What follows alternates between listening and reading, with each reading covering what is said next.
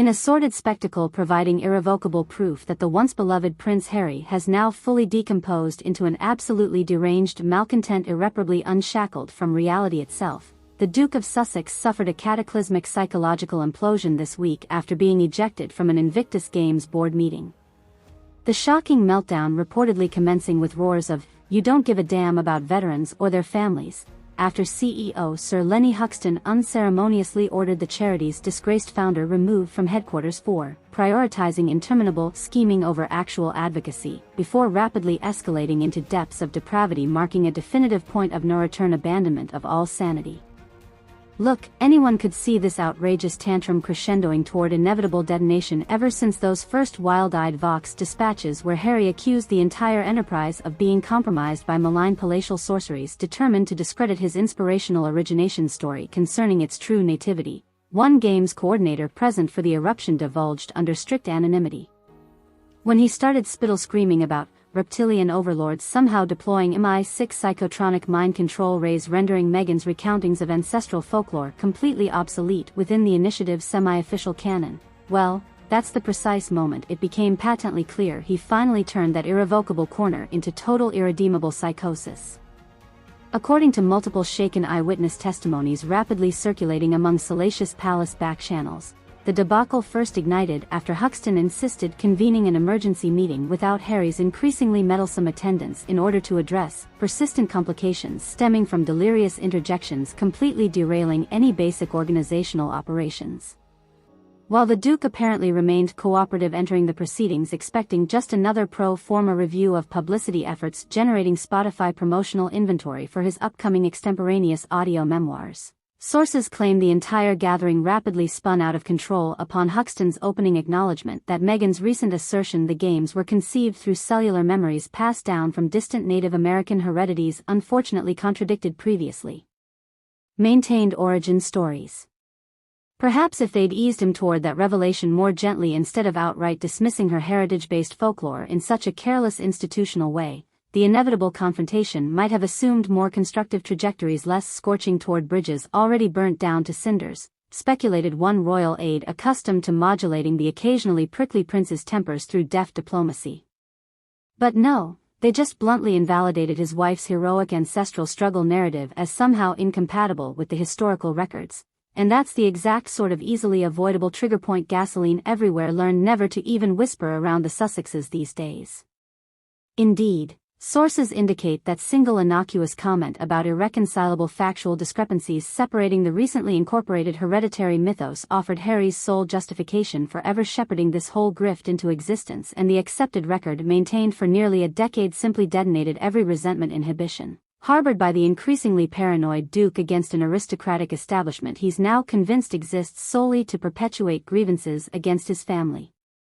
The moment those words sputtered out dismissing Meghan's legitimacy for framing the entire impetus around sacred intergenerational spiritual phenomena experienced by Native American visionaries who originally had the arrhythmic visions conjuring the games during ritual peyote rituals, well, that represented the violent snap propelling Harry into total unshackled derangement without any tethers remaining. I'm telling you, his whole snarling expression shifted into this chillingly reptilian aspect right as the hereditary ancestral folklore contradiction landed, like some profane awakening where the last remnants of the Harry we all knew got incinerated beyond regeneration inside his skull. One observer recounted of the exact moment their former friend endured an irreversible psychic break with reality during the Huxton conflict.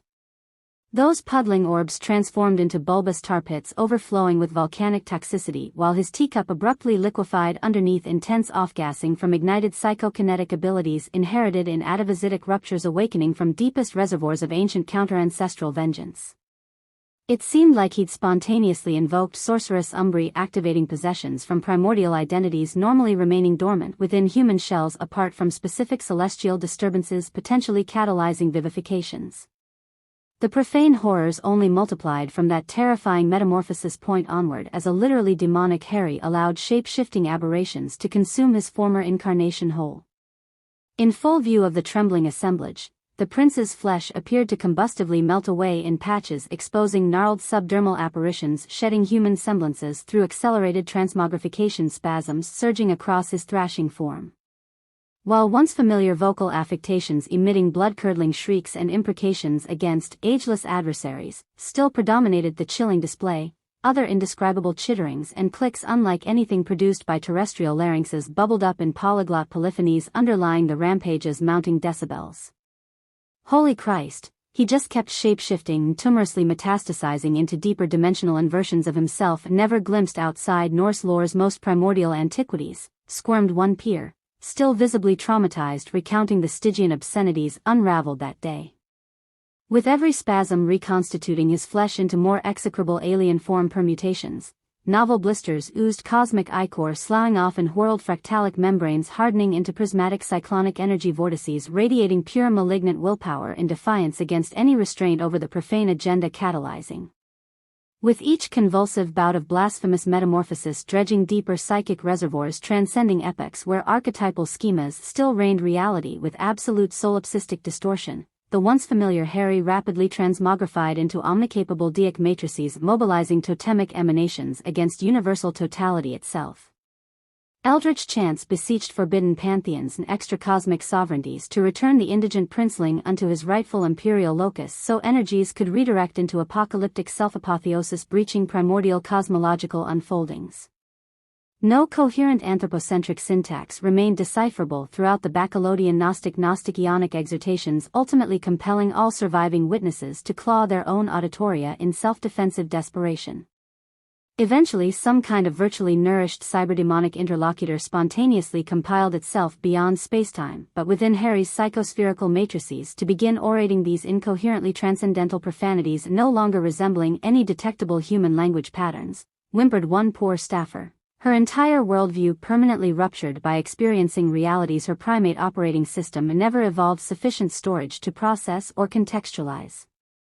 Not sure if it represented some digitally extrapolated tulpic egregore counterintuitively established through sheer willpower manifesting as corporatized metaphysical disruptions beyond our paradigm's computational limits. Or maybe it was some legit do neglupera from the dark nebula's deep cryptid dominions physically manifesting to seize Harry's empty vessel after that grotesque dysmorphia exsanguinated him beyond recognition.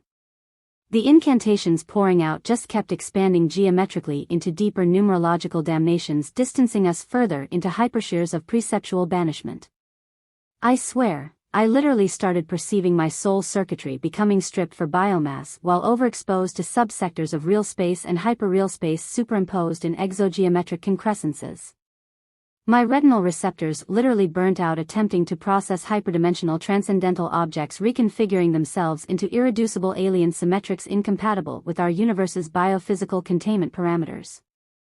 After shredding known laws of spacetime into unintelligible fractal plasma ribbons and achieving cyberbolic escape velocity beyond all logocentric phenomenological constraint systems, ultimately the only solution remaining involved summoning a crack multidisciplinary team of renegade parascientists specializing in forcibly decoupling apostate phenomenological breaches once non-causal self-reiterating cascades exceed reassimilating buffers.